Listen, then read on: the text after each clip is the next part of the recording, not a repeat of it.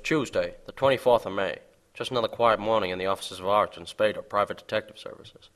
It was 9:06 a.m. and I was soaking last night's hangover in another glass of whiskey. I was busy at work on the Bennett case when I heard a knock on the door.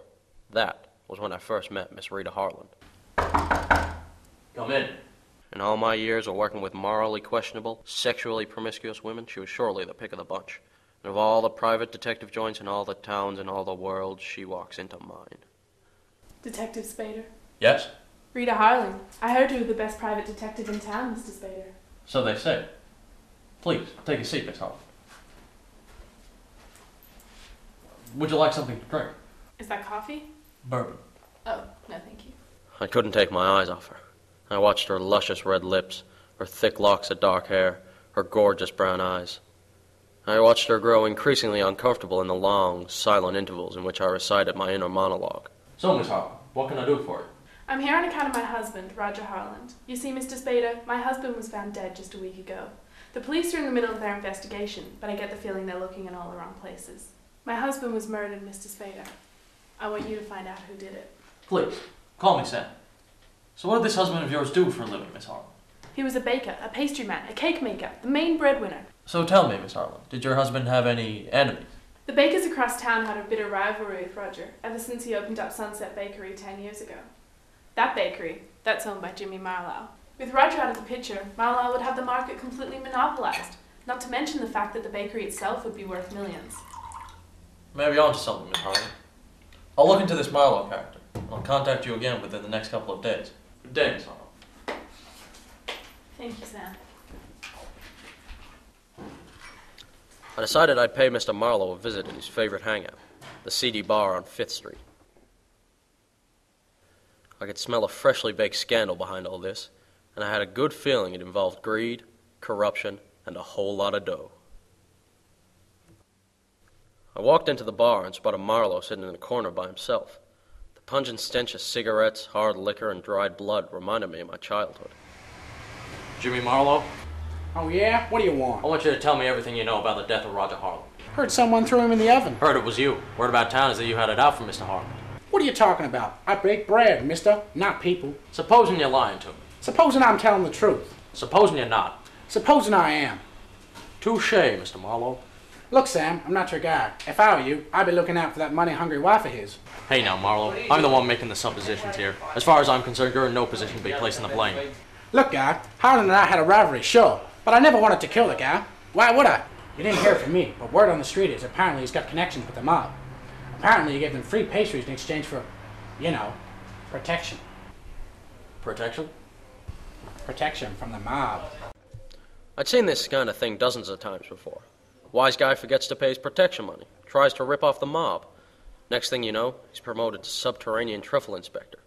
Or worse yet, dead. Aside from that, Mr. Spader, I've got nothing to tell you. Another drink, Mr. Marlowe?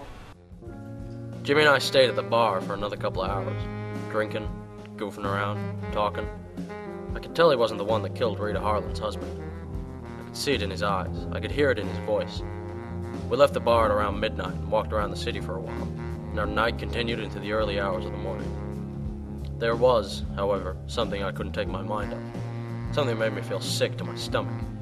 I knew that somewhere, out there, somewhere in this city, a murderer was sleeping comfortably in his bed, while a beautiful young woman wept over her dead husband. I woke up that morning with a headache that felt like a million tiny hammers pounding the inside of my brain. This had become a routine fixture for my Wednesday mornings. I had a message on my telephone from Rita Harland, telling me she wanted to see me in my office at 3:30 that afternoon. I had a lot of stuff lined up for that Wednesday afternoon, but I couldn't take my mind off her. There was no way I was going to go another day without seeing her. Why, Miss Harland? What a pleasant surprise it is to see you here. I must apologize for my impromptu visit, Mr. Spader, but I'm afraid I couldn't stay away a second longer. After our meeting yesterday, I couldn't sleep for thinking what kind of danger you might be getting yourself into. I need to know what you found out yesterday, Sam. I'm afraid Jimmy Marlowe knows nothing, Miss Harland. He's not the man that killed your husband. He did, however, suggest that the mob might be responsible. That sounds dangerous. Oh, it is.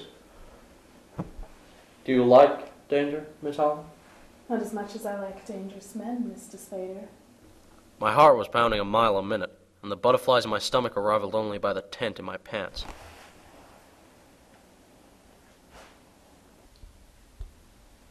I'm crazy about you, baby. I'm crazy about you, Sam. I've been really trying, baby, trying to hold back this feeling for so long. The next day I went to pay a visit to Tommy Barzini himself, the notorious crime lord of the city. Come in, please.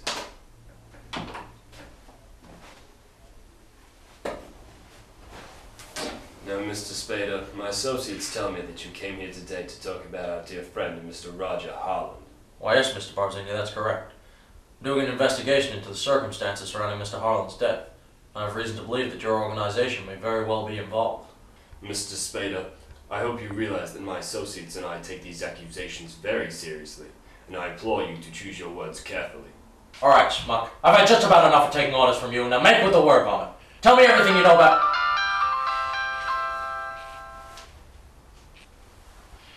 Hi, Mum. Yeah, I know. Yeah, 4 o'clock. No, I haven't been smoking. I promise. Okay, Mum. I'll speak to you later. Love you too. Parents, you know. Now, Mr. Spader, I hope we've reached some kind of agreement here. I think you'll find that whoever wanted Roger Holland dead is probably a lot closer than you first thought. Good day, Mr. Spader. Now, Mr. Barzini, I don't think I'm quite... I said good day, Mr. Spader. I pulled a late one at the office that night. I had a lot on my mind. I could feel the evidence piling up. I knew I was getting closer to my answer. I just had to put the pieces together.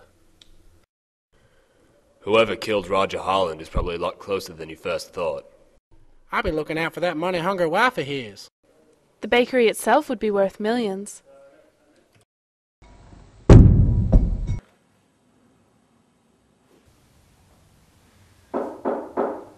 Come in. Hello, stranger. Evening, Miss Harlan. What can I do for you on this fine night, handsome? Nothing, baby. You just sit there and look pretty. Gotta look good for when the police arrive. The police? But why, Sam? I figured out who killed your husband, Miss Harlan. Why, I don't like what you're suggesting here, Sam. Oh, come on, baby, admit it. You organized the whole scheme yourself. And why? For the money? Is that it? So you can run off and start your new life in Mexico with a suitcase full of $100 bills? Okay, fine, I admit it. I killed Roger and I don't regret it one bit. But I had to, Sam, I had to. He owed money. He was putting us both in danger. You know what the worst part is, Rita? What's that? It's you decided to bring me along for the ride. Living with it yourself was too much for you. So you had to go and drag an unsuspecting stranger down with you. No, Sam, that's not it at all, I swear. The police were looking too deeply. I had to get the heat off myself. Getting Mala and Barzini involved was my only option. A likely story. So are you going to tell the judge and jury? Don't turn me in, Sam. You don't have to do it. I have to, baby. I'm a man of principles and I believe in justice. If I don't turn you in, I'll be just as bad as you and you know it. I'm afraid I can't let you do that, Sam. Oh yeah? Just what are you going to do to stop me? That might just work.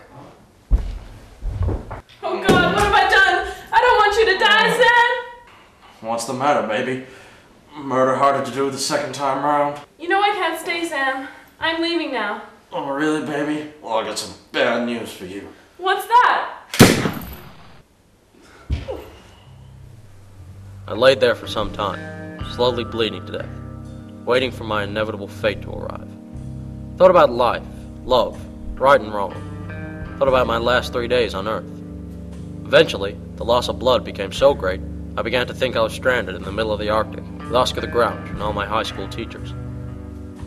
I felt comforted by the warmth of Miss Harlan lying on top of me, and slightly aroused by the hand that was cupped around her breast.